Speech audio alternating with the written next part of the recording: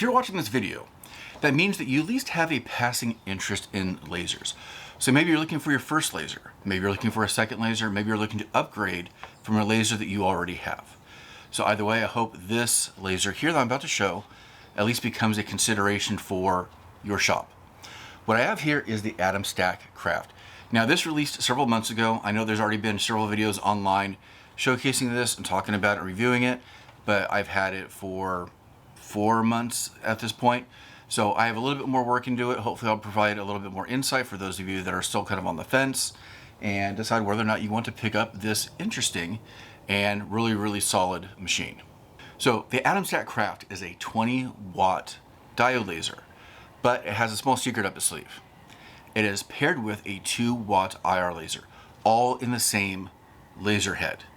And you can switch back and forth without even removing any parts, which is really helpful. I've seen that most times when people have a system for a laser where you have to physically switch out a head between usually a diode version and an IR version, they typically have issues. There's mechanical errors, there's user error, and having it all in one where you don't have to do anything makes it that much better. And there is a third function for this setup that I'll talk about a little bit later in the video. So the laser itself is extremely heavy and well built.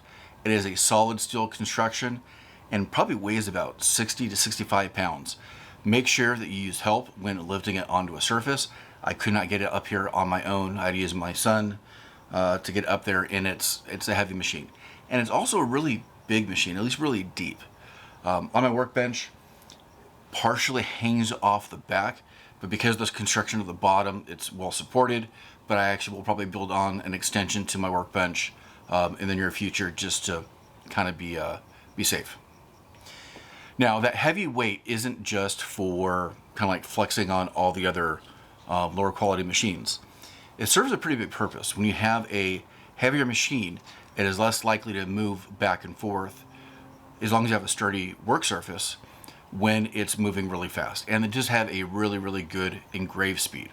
So that heavy weight helps to keep it in place to eliminate additional back and forth motion that could affect the machine and or your work pieces. As far as the work area is 500 millimeters by 320 millimeters, and that converts to imperial, roughly about 19.7 by 12.6. So it is well within the range of all the other lasers within this category, like the X12S1, some of the WeCrates, in terms of work area. The inside of the machine is actually much larger than that, so it makes it a lot easier to work inside the machine, move things around, and get the projects done that you need to complete. The layout of the machine is a little bit different. All the ports and connections are on the left side of the machine. That makes it really easy to access, which is a huge positive, including the exhaust hose. The only downside is that once you have everything connected, it's kind of always there a little bit almost in the way. The machine does also have Wi-Fi capability. And while you can connect to it wirelessly, especially through AtomStack software or Lightburn, which this laser runs, like I say in almost all my videos, I still recommend connecting directly through USB. You are guaranteed to have a better direct connection and eliminate potential errors in the future. But if you have to use Wi-Fi for whatever reason, it's there if you need it. The machine also has several accessories available for it. I don't have them here, but they're available if you need them, such as a riser base to use a rotary or engrave larger items. They are available through the AtomStack store. I believe there's also a conveyor system that is compatible with this, but you'll have to check AtomStack's site to see what else you can purchase to expand the capabilities of the machine. What I do have here for the machine to kind of show off, and I'll be showing this later in the video, is an air filtration system, specifically from AtomStack, that is made for their line of machines. This is the first air filtration system I've had in the shop, and it has been a pretty big game changer, which I hate using that term because everybody uses that term. But it's made a pretty big difference in my shop, especially in terms of the air quality, and I feel the difference. I typically have an external exhaust fan that exhausts outside, and it works pretty well, but having one that is built and sealed this way, and it makes a huge difference when engraving and cutting non-traditional items. Traditional items, I would say, like MDF, draft board, wood, but engraving things such as plastic, metal, which this can do, and even some of the PU, the imitation leatherette stuff, can get really stinky really fast. This air filtration system cuts down on that so much that I almost don't smell it. And because of the exhaust built into the air filtration system, it does a pretty good job in evacuating the fumes within the machine that make it well worthwhile. The machine was really easy to put together, other than taking out the packing material and putting on the laser head and connecting the different connectors, such as this big one here for the laser head and the air assist down here. There really wasn't much else to do. Coming from the factory, it was pretty much ready to go. I did not have to do any adjustments, but as machines work and time goes on, there are additional adjustments that might be needed, and those are really easy to access, such as belt adjustments there on the gantry and back there on the side of the machine. Before I forget, I want to point this out because I often forget to mention this because I so rarely use them, is the AtomStack does have a embedded camera here on the top. This is what I call a light burn camera because it's meant to work with Lightburn and also AtomStacks software. I rarely use it, not because it doesn't work or because it's not good. I've just gotten so much in the use of just framing things within the project that I rarely use this for alignment. But it is there if that's your typical workflow, and it'll work just fine. I'm not going to make any claims about its accuracy or how well it works, because all cameras have issues, even on the expensive machines, especially because of the curvature of the lens, where you'll get a little bit of a fall off of accuracy as you start going towards the edges. Some of the higher end lasers might have a better built-in correction for that, but for the ones within this category, you're always going to have a small margin of error, and you have to be willing to accept that and build that into your projects. Because I review so many different machines, I like taking a look at the parts that are going to probably experience some of the most use. And one of those things is the hinges for whatever door or lid that you have on a machine. Now, these aren't necessarily overly high tech, but they are efficient and they work well, and I like the motion of closing. It is not a hydraulic system, so if you're not careful, it will slam shut. But when it's open, it kind of locks in place and holds well. That's kind of what I kind of like and care for. The other thing I want to point out is, if I back up a little bit here, that lid opens to a full 90 degrees. So you have this nice perpendicular opening, and this is all wide open to work within. It makes it really easy when you don't have to worry about maneuvering around other parts of the machine. And it's one of my favorite features on machines I end up using a lot, because whether you're moving material around or you're putting big pieces in and taking them out, having that access inside is really nice from a user's point of view. The machine does come with a honeycomb tray, which is right here. It is a tad bit thinner than a lot of the standards, and that's mainly to keep it kind of a lower profile to make sure that you have enough area for whatever you're cutting. But it is removable if you have something where it needs a little bit more room. There is an area here that is built in for Lightburn camera calibration. So when you calibrate your camera, you'll be following those directions there, and also whatever's in their directions are on their site to get that calibrated. But it is also a nice solid steel bottom in there. The only thing that is a little bit awkward, aside from getting in the honeycomb tray underneath the laser head, is that the front piece here doesn't move. As far as I know, there's really not an option to change this. On some of the machines, this front part might flip down. That gives a little more easy access that way. Unfortunately, this one doesn't. It's a small little thing to nitpick, but it's a nice feature when it's included.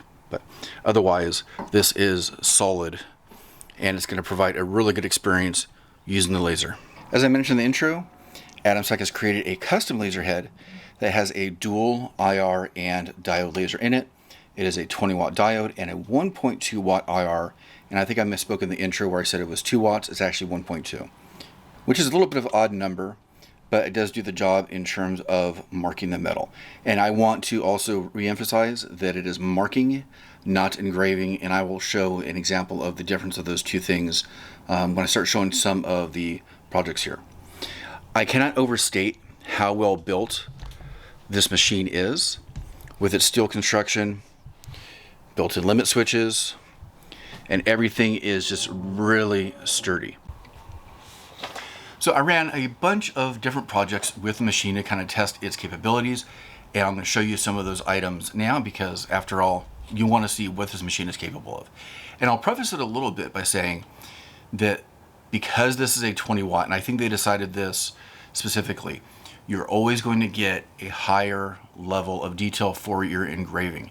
And with diode lasers, I found that 20 watts really is kind of a sweet spot. You do have a little bit of a trade-off where your cutting is a little bit slower than you might want at times, but I think it's well worth it for the trade-off of having better, more detailed, and cleaner engravings in the long run. So let's take a look at some of the projects. I'll talk about some of their details and items about the machine. Let's take a little bit closer look. So these are the initial tests that I did with the AtomStack Kraft, and I wanted to kind of show the versatility of the machine and everything it can do. I'll be talking about these specific ones in a couple moments, especially as it speaks to the dual laser nature of the Kraft itself. One of the first things I like doing, and I usually do a laser grid test, which I did do, but I also wanted to cut just a little bit more of an intricate pattern, especially the 20 watt, to show that it could be done. And it did a really clean job with this as well. I don't remember the time that it took to do this. It was a reasonable amount of time given what it is and the intricacies of it, and I was really impressed with that. And this material right here is MDF, sometimes also called draft board, and it is a dense material. And this specific one that I have, it's denser than a lot of others that I've seen. On a quick side note, especially if you're new to all things lasers, even though materials might be the same thickness, this is 1/8 inch, they don't always have the same density and they don't always cut the same. So just know that depending on the manufacturer, where you get it, you might get some varied results, but this is a more dense piece of this material, and the AtomStack did a pretty good job cutting it. There is a little bit of flashing on the back side, and that is due to the laser firing back up off of the honeycomb, but that is really easily cleaned and avoided, but I consider this completely acceptable. And with MDF, I usually end up painting this stuff anyway, so I'm not really too concerned. It did a very, very good job. I also did a slate coaster with this octopus that I've done several times on several different projects, giving a little bit of a three-dimensional effect. I had some trouble with the perfect centering of it, but otherwise it came out pretty good. If you pre-spray these with lacquer first, sometimes you get a little bit more of a brilliant higher light values on it. I also tested out a Norton white tile method, which is a permanent engraving on a white tile using a specific method. And if you're curious on how to do this, I will put a link in my notes for a previous video that I did for Miss Audrey Hepburn there. It looks pretty good as is, but I can actually tweak it to look a little bit better. Those settings are kind of on me. The Kraft did a good job with it. And of course, doing a more plain and standard wood engraving, and the detail came out fantastic. Like I said in the intro, this is one of the benefits of using a 20 watt laser, where you can easily get this level of detail. You could do it with a 40 watt sometimes too, although I find it a little bit more inconsistent depending on the machine. But 20 watts are the winners for engraving. Hopefully the crows squawking in the background are going to be too big of a distraction, but we need to get through this part. So the Kraft right here has a pretty cool trick up its sleeve. Now, I already mentioned that it is a dual laser with the blue diode and the IR laser, but it has a trick, and I'm going to show that right here. If we take a look at the controls on the front of the laser, we have a laser mode selector. We can also control this within AtomStack Studio or Lightburn, but we have blue mode for the blue light laser, which is the diode laser, red for the IR laser, but we also have a third mode, which is mixed, and it is purple, which means that it runs the diode and the IR at the same time. To my knowledge, it's the only laser that does that, which means that it's firing both of them at the same time and can produce a very interesting result. Now, the other controls on the front of the laser can also be controlled through Lightburn. AtomStack has already set up all the controls for you, so you just have to load in the config file and it works. But we have an autofocus here, which is kind of nice to have it there on the front, and we have our different alarm codes. But this, the laser mode selector with that third option, is kind of the cool trick that AtomStack figured out. And let me show you what that kind of looks like. So there's red, and there is purple. And then back to blue again. I have a couple tests with the IR that I want to show, and the difference between the IR and then that mixed mode with the diode and the IR together. Unfortunately, the result and difference is kind of subtle and hard to film, but I'll talk about it from my point of view, and then you guys can decide on your own whether or not you kind of like that option, or at least having the option for it within your machine. So right here, first thing I want to show here is kind of the difference between just using the diode laser versus using the IR and the diode together. So this is just a black aluminum business card, and this was engraved with the diode laser. So it is a pretty good looking engrave, highly detailed if I could get it focused here, and it looks pretty good. The quality of the 20 watt diode is pretty detailed, more than acceptable, actually better than acceptable. But with the IR and the diode together, you get almost like this more brilliant white off of the aluminum. And I know it's hard to see on camera, and probably even harder to see with my camera work here, but you're going to kind of have to take my word for it, and I'll try to do a side-by-side comparison. And it is kind of a cool look, especially the more brilliant white off of metal. And I'm going to show you one more example that is the IR versus the diode and IR mixed. The other test I did was with this bottle opener here, and the reflectivity is going to make it a little bit difficult to see. But this is purely the IR laser, which is a pretty good detailed engraving, although a little bit hard to see. On the other side here is the mixed mode, where you automatically get a darker engraving too. I think I changed one of the engraved modes, which is why the style looks a little bit different, but it reads a lot darker on the metal. If you're looking at needing a machine that can do the traditional wood engraving and traditional materials as well as metal all in one without having to change a laser head, then the AtomStack Kraft is one that you should definitely be looking at and checking out.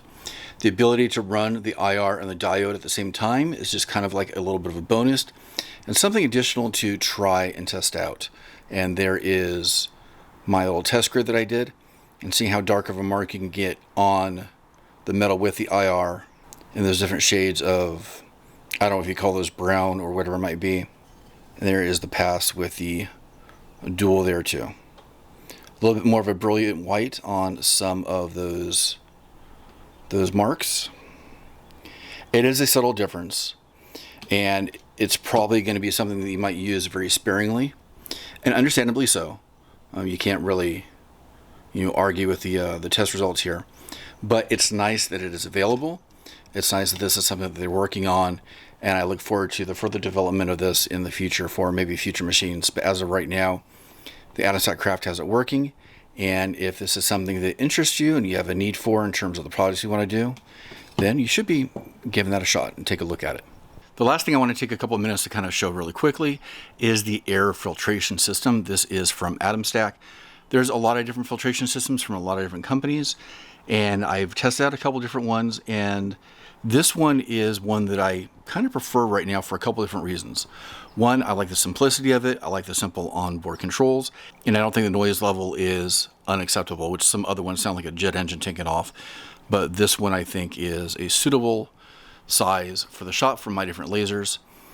There are wheels on the bottom. It's really easy to wheel around. In fact, I've been using it for a couple different machines that I've been testing. Also the AtomStack Hurricane that I have in a previous video, I've used the filtration system for. So quick close look at this. You have really simple controls on the front here. Power, flow up, flow down, and you can even set a time for how long it runs. Simple push button, goes on, and it starts. And that's as loud as it gets.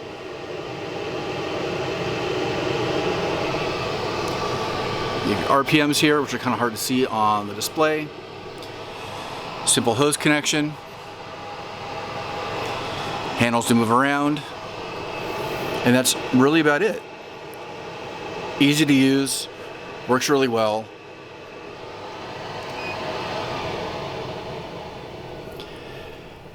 Does a great job in increasing the exhaust from the machine in order to better and more efficiently pull out those fumes.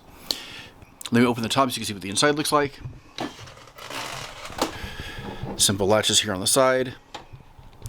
Now I have not opened this in a while, so I'm not really sure what the state of my filter is. And yeah, it's time for me to change my filter. I've been using this a lot.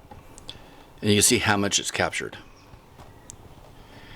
These pads here are replaceable, along with the second stage inside. I do not have info on the cost of the replacement as of this time, but I'm sure you could go on to AtomStack's site to see how much they run. That is it for the filter. And having this in the shop now, I'll say that I probably should not have gone this long without having one. If you're doing any of your work inside, it is probably an absolute must. If one of these systems is outside your range of affordability at this time, I highly recommend at least investing in an external exhaust fan if you're exhausting things outside to better evacuate those fumes to hopefully improve and maintain your health and your experience while using your laser. So that wraps up the overall demo from the Kraft. If you made it this far in the video, I want to say thank you. I'm hoping that you got something out of this review, especially if you're looking at purchasing a laser, upgrading, or getting an additional laser for your shop. The AtomStack Kraft does a lot of things right in terms of its build, its construction, its idea of having the two lasers on one head and not having to switch things out, and that 20-watt choice of high engraving possibilities. So if you're interested in purchasing a Kraft for yourself, I have a link and details in the notes below. I may or may not be getting a commission for any of those purchases, but just know that that's a possibility if you click on those links, and if you do, thank you. AtomStack is constantly running sales and deals, so make sure you keep track of that through their website to make sure you get the best deal possible, and also check out the additional accessories for the machine, like the riser base and the rotary and the conveyor, and I believe there's even like an add-on screen for it as well, and you can find all that stuff there from AtomStack's website that I will also have linked below. If you are interested in helping out the channel and being part of a small community talking about lasers and anything related to making, and then go ahead and check out my Patreon at patreon.com/GeekBuilders. You can also join as a free member, but if you become a paid member, you have access to all of the files that I have uploaded onto the site, and you get those for free if you are a paid member. If you are a free member, then you can also get those files, but there is a small fee for each one of those design files. And I have several that I'll be uploading in the next month or so as well. I think that's about it for me. I will see you in the next video. Thank you for watching. Don't forget to design, make, and play. Have fun in the shop.